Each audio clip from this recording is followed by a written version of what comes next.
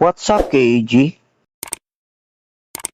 Napansin mo ba, tuwing bularan, parang alam mo na ang dapat mong gawin, pero mali pa rin yung naging desisyon mo? Hindi ka tanga, hindi ka malas. Ulit-ulit ka lang niloloko ng emotions, at mas malala, hindi mo siya napapansin.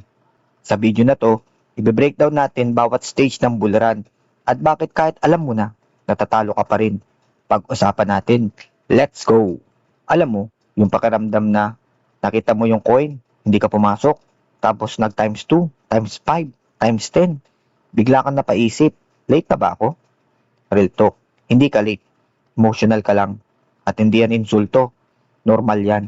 Pero delikado. Kasi kung hindi mo naiintindihan, paulit-ulit ka sa parehong pagkakamali. Hindi lang ito hype, may pattern talaga. Every bull run, pare-pareha ang emotional cycle ng market. Hindi nagbabago. Kahit bago ka o veteran ka pa, nahuhulog ka pa rin. Tanong ko sa'yo, na-experience mo na ba na bumili ka dahil sa excitement? Tapos ikaw yung naiwan sa dulo? Hindi ka nag-iisa. Stage 1, disbelief. Ito yung pinaka-boring na stage. Bear market pa, walang hype. Mga tao, patay na yung crypto, scam na yan. Ikaw, nagdududa ka pa. Kahit may nakikita ka ng opportunity, hindi ka pumapasok. Yung mga bumili ng Bitcoin ng 2020, hindi hype ang reason. Tahimik pa, walang ingay. Ang mga weakness ng tao dito, takot ang nauuna. Gusto ng confirmation. At ang strength naman nito, ito yung best entry point. Stage 2, hope. Biglang gumalaw ang market, 20%, 30%, hindi pa viral. Pero napapansin mo na. Sasabihin mo, naku, baka totoo na to. Pero hindi ka pa rin fully invested. Real talk. Ito yung stage na nag-iisip ka pa at doon ka madalas matalo. Kasi ang market hindi yan maghihintay para sa'yo. Stage 3, optimism. Ito na. Mas maraming content. Mas maraming nag-uusap. Sasabihin mo, okay, this time papasok na ako. Pero guess what? Late ka na sa smart money. Sample, yung coin na binili mo sa optimism stage, yun yung binibenta na ng early investor. Stage 4, belief. Ito na yung pinakadelikado. Kasi dito ka nagiging confident. Mga sinasabi mo, iba na ngayon. Mas adoption na, hindi na babagsak. Dito ka nag-a-add ng position. Hindi ka na nag-iisip, naniniwala ka na. Stage 5, euphoria. Ang pinakatuktok. Ito na yung climax.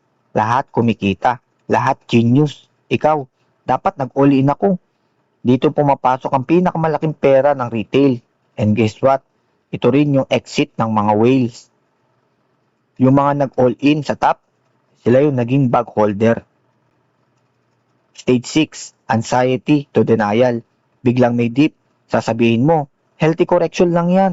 Pero lumalala. Ayaw mong tanggapin na mali ka, kaya nag-hold ka. Stage 7, panic, capitulation. Ito na yung masakit. Nagbenta ka na, lost na, burnout, galit ka sa market. Ito yung stage kung saan ibinibenta mo na ang ibang asset mo na binili mo mula sa taas.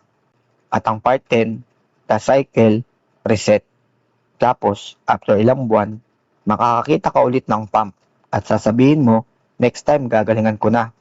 Pero, same pattern ulit. Hindi problema ang strategy mo. Hindi problema ang coin mo. Ikaw ang problema. Specifically, emotions mo, timing mo, decision making mo under pressure. Parang sale sa mall. Pag walang tao, ayaw mo bumili. Pero pag puno, gusto mo makisabay. Same behavior. Every bull run chart looks the same. Sentiment indicators repeat. Historical cycles, 2017, 2021. Hindi coincidence yan. Pattern yan. I recommend na aralin mo to. Pero real talk, hindi sapat na alam mo lang. Kasi kahit alam mo, kung emotional ka, patatalo ka pa rin. Ang weakness ng topic, madaling maintindihan, mahirap i-apply. Ang strength ito, once na master mo, ibang level ka na sa market. Kung 6 months from now, same ka pa rin ng behavior, wala kang progress, hindi dahil sa market, kundi dahil ayaw mong baguhin ang sarili mo. Anong dapat mong gawin? Mag-set ka ng rules bago pumasok. Huwag mag-decide kapag emotional. Accept na hindi mo makukuha lahat ng game. Ikaw, saang stage ka usually pumapasok? Naranasan mo namang bumili sa peak? Anong pinakamalaking loss mo dahil sa emotions? Sa dulo, hindi ka kalaban ng market, hindi whales, hindi influencers, sarili mo. Kung hindi mo kaya kontrolin yan, paulit-ulit ka lang iikot sa cycle. Pero kung ma-break mo, doon ka magsisimulang manalo. At tandaan mo, hindi ka late. Kailangan mo lang maging aware. Game on!